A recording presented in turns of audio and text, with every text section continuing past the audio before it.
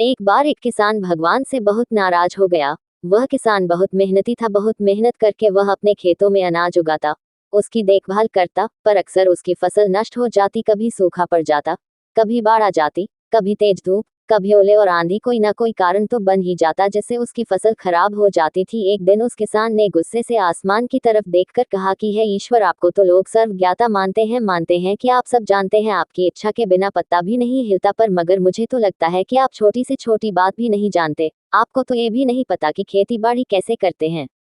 अगर जानते होते तो असमय ये जो बाढ़ आंधी तूफान आते हैं यह नहीं आते। आप नहीं जानते कि कितना नुकसान उठाना पड़ता है हम किसानों को। यदि आप मेरे हाथ में ये शक्ति दे दे कि मैं जैसा चाहूं वैसा मौसम कर दूं, तब आप देखना मैं अन्न के भंडार लगा दूंगा। भगवान इस भोले भाले किसान के तीखे वाक्य सुनकर मुस्कुरा रहे थे। भगवान उस किसान के सामने प्रकट हुए और बोले, मैं आज से तुझे ये शक्ति दे रहा हूँ।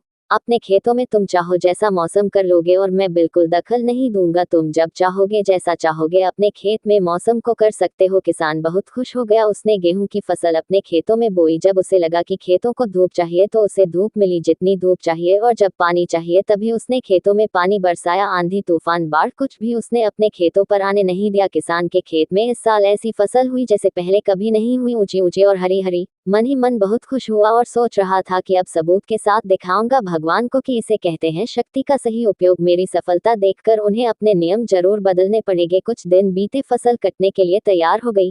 किसान फसल काटने लगा, पर जैसे ही उसका ध्यान गेहूं की बाली पर गया उसने अपना सिर पीट लिया।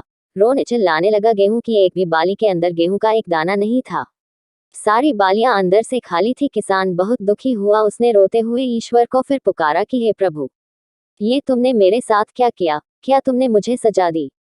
भगवान बोले, ये तो होना ही था पुत्र। तुमने पौधों को संघर्ष का मौका ही कहाँ दिया। ना ही तुमने उसे आंधी उसे जूझने दिया, ना ही तेज बारिश को सहने दिया, और ना ही तेज धूप में तपने दिया। एक भी चुनौती का सामना तुमने उन्हें नहीं करने दिया। इसीलिए ये सारे पौधे खोखले रह गए। जब आंधी तूफान तेज बारिश पड़ती है तभी यह पौधे अपने अस्तित्व को बचाने के लिए संघर्ष करते हैं, और इसी संघर्ष से एक बल पैदा होता है जिसमें शक्ति होती है, ऊर्जा होती है। और यही ऊर्जा तो फूटती तेरी बालियों में गेहूं की तरह, जो इस बार नहीं फूटी। तूने उन्हें उन कठिन परिस्थितियों से गुजरने ही नहीं दिया जहां उनके अस्तित्व का जन्म होता। सारी बालियां इसीलिए खाली है, उनमें गेहूं का एक भी दाना इसीलिए नहीं है क्योंकि तूने अपने पौधों को संघर्ष तो कराया ही नहीं। याद रखिए, स्वर्ण में स्वर्ण आभा तभी आती है जब वह आग में गलने और तपने और हथौड़े से पिटने जैसे संघर्षों से गुजरता है।